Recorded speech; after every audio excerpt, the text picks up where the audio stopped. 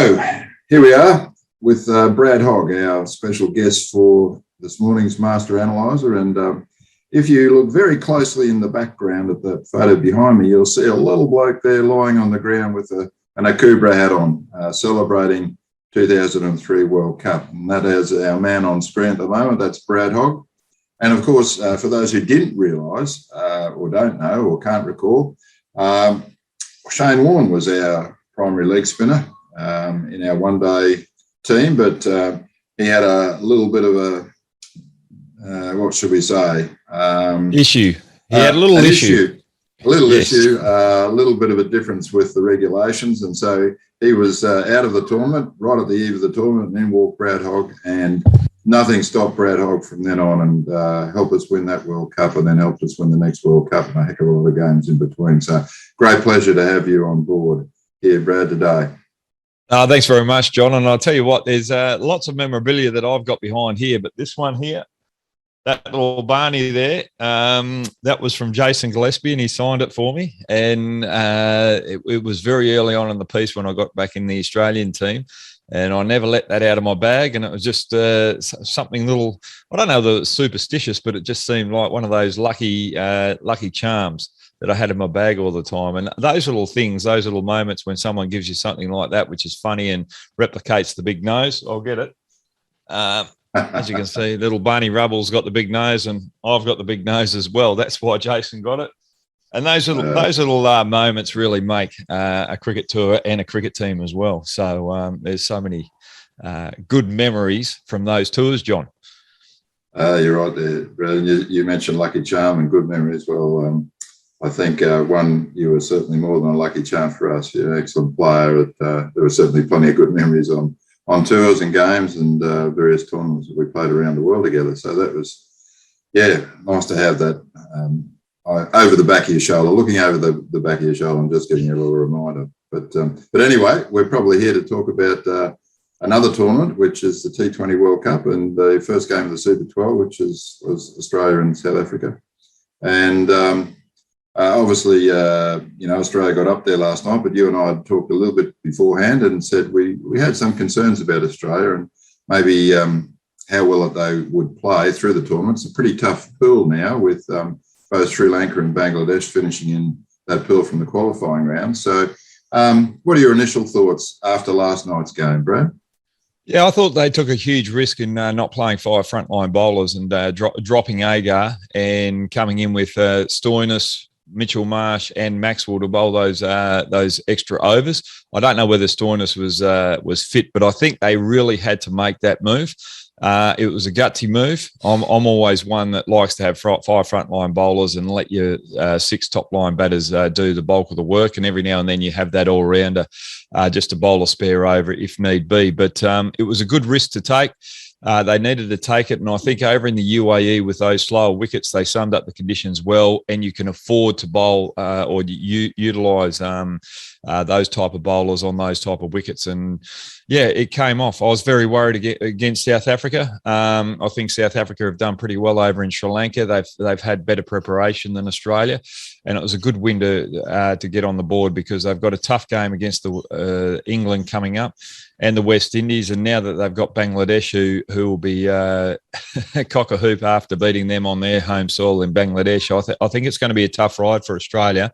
But winning a close game, it's a good sign. And there were a few players there that just looked as though they were getting into a bit of touch. David Warner, Steve Smith, Mitchell Marsh, even Aaron Finch. That shot from Aaron Finch, it was a little bit unlucky. The ball was there, but I don't mind them going after those shots that they play normally. If it went 5 metres either way, well, we would have made it easier at the end. So, sometimes we can overanalyse the game. We can do. But that's why we're here at the moment, to analyse the game a little bit. So if we went into the South African innings, obviously they'd be very, very disappointed with only being able to manage 119. But, in part, or indeed a lot of the part, was due to the Australian bowling lineup. You mentioned Australia coming in with all-rounders, and obviously Maxwell bowled the second over, took a wicket. Bavuma, and then handed over virtually to Hazelwood, who really put the clamps on and took 2 wickets inside that power play. So that really put South Africa on the back foot straight away, didn't it? Oh, it did, and I just look at that wicket of Bavuma. I just thought that was the catalyst of South Africa being on the back foot, because when you've got a part-time bowler bowling in that power play, you've really got to take him on. You've got to be positive, and you can't play from the crease like he did. So if he was positive like he was playing Mitchell Starc in that first over, where he's trying to use his feet, get to the pitch of the ball of Maxwell, then all of a sudden, and he comes off. You're better off getting out in T20 cricket, playing positively rather than just playing defensively from the crease. So if he came off, took on Maxwell, got him for a couple of boundaries in that particular over, then all of a sudden Aaron Finch has to change his game plan and has to bowl some of his frontline bowlers in that power play and use Maxwell at the back end, where you've got some of the bigger hitters and some of those players down the lower order that are good sweepers of spin as well to take on Maxwell. So a little bit of a tactical risk there from Bavuma, which he didn't take, which probably cost South Africa in the long run, because they only need another extra 20 runs on that particular wicket to really trouble Australia.